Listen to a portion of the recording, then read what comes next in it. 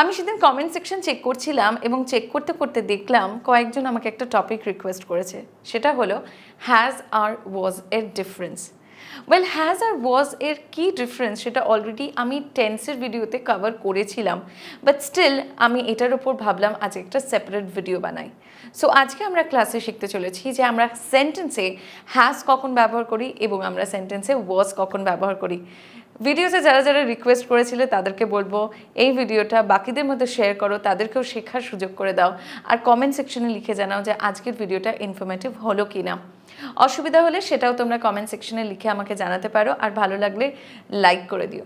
চ্যানেলে যারা নতুন তারা সাবস্ক্রাইব করো আর কমেন্ট সেকশনে লিখে জানিও যে তোমাদের কোন টপিকের উপর ভিডিও দরকার। চলো শুরু করা যাক। ফার্স্ট আমি কথা বলবো হ্যাজের ব্যাপারে। হ্যাজ আমরা দুটো ক্ষেত্রে ব্যবহার করতে পারি, খুব মন দিয়ে বুঝবে। একটা হচ্ছে আমরা সিম্পল প্রেজেন্ট টেন্সে হ্যাজের ব্যবহার করতে পারি, আর আমরা হ্যাজের ব্যবহার প্রেজেন্ট পারফেক্ট টেন্সে দেখি। তাহলে আমি আরেকবার রিপিট করছি, সিম্পল প্রেজেন্ট টেন্সে আমরা হ্যাজের ব্যবহার দেখি, আরেকটা ক্ষেত্রে আমরা হ্যাজের ব্যবহার দেখতে পাই, সেটা হচ্ছে প্রেজেন্ট পারফেক্ট টেন্সে। এবার সিম্পল প্রেজেন্ট টেন্সে আমরা কীরকমভাবে হ্যাজকে পাই? আমরা হ্যাজকে পাই আছে বোঝাতে। অর্থাৎ আমি যদি বলি তার গাড়ি আছে, তার বাড়ি আছে, তার ফোন আছে, তার ল্যাপটপ আছে, এই যে আছে ব্যবহার করছি সেন্টেন্সে, সেই ক্ষেত্রে আমরা হ্যাজের ব্যবহার পাই। কিন্তু এখানে মনে রাখতে হবে, আমি যদি বলি আমার একটা গাড়ি আছে, তোমার একটা গাড়ি আছে, সেই ক্ষেত্রে কিন্তু আমরা হ্যাজ ব্যবহার করি না, আমরা হ্যাভের ব্যবহার করি। অর্থাৎ হ্যাজ আমরা সিম্পল প্রেজেন্ট টেন্সে সেন্টেন্সে আছে বোঝাতে তখনই ব্যবহার করব যখন সেন্টেন্সে থার্ড পারসন সিঙ্গুলার নাম্বার থাকবে। এই অবধি ক্লিয়ার হয়েছে? কটা এক্সাম্পল দিচ্ছি। তার একটা গাড়ি আছে, শি হ্যাজ আ কার। তার একটা পোষ্য কুকুর আছে, he has a pet dog. নিতুর দুটো সন্তান আছে, নিতু হ্যাজ 2 kids। এই ড্রেসটার একটা সূক্ষ্ম ডিজাইন রয়েছে, this dress has a subtle design. তার মানে বোঝা যাচ্ছে আমরা থার্ড পারসন সিঙ্গুলার নাম্বারের ক্ষেত্রে আছে বোঝাতে হ্যাজ এর ব্যবহার করলাম সিম্পল প্রেজেন্ট টেন্সে। আমরা হ্যাজকে আরেক জায়গায় পাই, কী ক্ষেত্রে? আমরা প্রেজেন্ট পারফেক্ট টেন্সে পাই। প্রেজেন্ট পারফেক্ট টেন্স আমরা কখন ব্যবহার করি সেন্টেন্সে?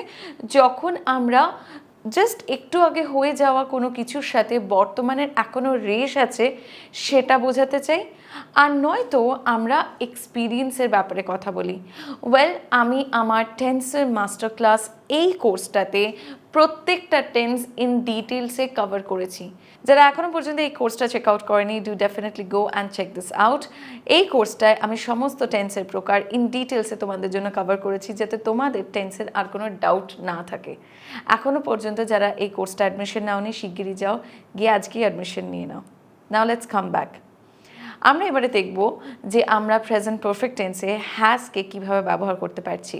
রিতা তার মেডিসিন নিয়েছে, Rita has taken her medicine. সেখানে আমরা হ্যাজকে টেকেনের আগে ব্যবহার করেছি, হেল্পিং ভার্ব হিসেবে এখানে আমরা হ্যাজের ব্যবহার পেয়েছি। এখানে হ্যাজ কিন্তু হেল্পিং ভার্ব বা অক্সিলিয়ারি ভার্ব, কিন্তু same Rita third person singular number, তারপরে আমি এখানে হ্যাজের ব্যবহার করলাম। পরেরটা দেখি।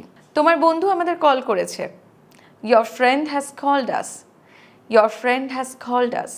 তোমাদের শিক্ষক ইতিমধ্যে ক্লাসে জয়েন করে ফেলেছে, your teacher has already joined the class, your teacher has already joined the class। প্রত্যেকটা আমি হ্যাজকে পেয়েছি হেল্পিং ভার্ব হিসেবে, রাইট? ওকে, নেক্সট আমরা হ্যাজ দিয়ে কোয়েশ্চেনও করতে পারি। কিভাবে? সে কি তার চাবি খুঁজে পেয়েছে, has she found her keys. Has দিয়ে আমরা এখানে কোয়েশ্চেন স্টার্ট করেছি, কেন? কারণ দেখো প্রেজেন্ট পারফেক্ট টেন্সে হ্যাজ বা হ্যাভ যখন থাকে হেল্পিং ভার্ব হিসেবে, তখন কোয়েশ্চেন করার সময় আমরা হ্যাজকে আগে নিয়ে গিয়ে তারপরে বাকি অংশ লিখে সেই সেন্টেন্সটাকে কোয়েশ্চেনে চেঞ্জ করি। যেরকম তোমাদের আমি এক্সাম্পল দিয়েছিলাম একটা, your teacher has already joined the class, একটু আগেই আমরা শিখেছি। এটাকেই যদি আমি কোয়েশ্চেনে চেঞ্জ করি, কী হবে? হ্যাজকে সবার আগে নিয়ে যাব। Has our teacher already joined the class? Has our teacher already joined the class? Very simple. Now let's understand was. আমরা ছিল বোঝাতে পাস্ট টেন্সে was এর ব্যবহার করি। সিম্পল পাস্ট টেন্সে ছিল বোঝাতে আমরা was এর ব্যবহার করি। যেরকম দেখো, সে আমার শিক্ষক ছিল, she was my teacher, আমি খুব ক্লান্ত ছিলাম।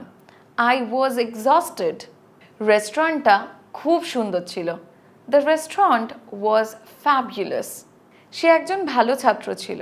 হি ওয়াজ আ গুড স্টুডেন্ট। প্রত্যেকটা ক্ষেত্রে আমি ছিল বোঝাতে ওয়াজ এর ব্যবহার করেছি সেন্টেন্সে। আমরা ওয়াজকে পাস্ট কন্টিনিউয়াস টেন্সেও পাই, হেল্পিং ভার্ব হিসেবে। পাস্ট কন্টিনিউয়াস টেন্স আমরা কখন ব্যবহার করি? অতীতে কোনো কাজ কন্টিনিউ হচ্ছিল বোঝাতে আমরা পাস্ট কন্টিনিউয়াস টেন্সকে পাই, রাইট? নাও এবার আমি যদি বলি গতকাল বৃষ্টি হচ্ছিল, তাহলে এই সেন্টেন্সটা আমি কিভাবে বলবো? It was raining yesterday. It was raining yesterday. আমরা যখন প্রবেশ করেছিলাম সে পিয়ানো বাজাচ্ছিল, এটা কিভাবে বলবো? She was playing piano when we entered. She was playing piano when we entered. রোহানকে বলা হয়েছিল না বেরোতে। এই সেন্টেন্সটা প্যাসিভ ফর্মে রয়েছে। আমরা এতক্ষণ যে সেন্টেন্সগুলো দেখলাম প্রত্যেকটাই অ্যাক্টিভ ফর্মে ছিল। প্যাসিভ ফর্মেও আমরা ওয়াজের ব্যবহার পাই। কীরকমভাবে দেখো, এইখানে যে সেন্টেন্সটা রয়েছে এখানে ইংলিশে এটা হবে Rohan was told not to leave. আমরা যদি বলি আমি রোহানকে বলেছিলাম বেরোতে না, কেউ বা আমার শিক্ষক বলেছিল রোহানকে বেরোতে না, এই ধরনের সেন্টেন্স যদি হতো সেটা অ্যাক্টিভ ফর্মে থাকতো। বাট এখানে বলেছি রোহানকে বলা হয়েছিল বেরোতে না কোনো একজনের দ্বারা। কোনো একজনের দ্বারা সেটা কিন্তু সাইলেন্ট রয়েছে। So Rohan was told not to leave. এই যে সেন্টেন্সটা দেখো ওয়াজের পরে আমরা টোল্ডকে পেলাম, বাট এই স্ট্রাকচারটা আমরা কিন্তু অ্যাক্টিভ ফর্মে পাই না, এটা প্যাসিভ ফর্মে পাই। অ্যাক্টিভ ভয়েস প্যাসিভ ভয়েসের উপর অলরেডি আমি তোমাদের ইন ডিটেলসে ক্লাস দিয়েছি। যারা এখনও পর্যন্ত ক্লাসটা দেখোনি প্লেলিস্টে গিয়ে চেক করতে পারো, নয়তো তোমরা ভিজিট করতে পারো skillaholic.com বা প্লে স্টোর থেকে আমাদের অ্যাপ ডাউনলোড করতে পারো skillaholic। সেখানে তোমাদের জন্য অ্যাক্টিভ প্যাসিভ ভয়েসের ক্লাস অ্যাভেলেবল রয়েছে। Do check that out today. পরেরটা দেখো, বইটা কোথায় রাখা হয়েছিল? Where was the book kept. এটাও কিন্তু প্যাসিভ ফর্মে রয়েছে। That's pretty much it guys, and I hope যে was আর has নিয়ে তোমাদের যে ডিফিকাল্টিসগুলো ছিল, যে ডাউটসগুলো ছিল সেগুলো আমি ক্লিয়ার করতে পেরেছি। ভালো লাগলে you know what to do. I'll see you all again in my next class. Until next time, stay connected with me. যারা চ্যানেলে নতুন সাবস্ক্রাইব করে দিও। Thank you so much.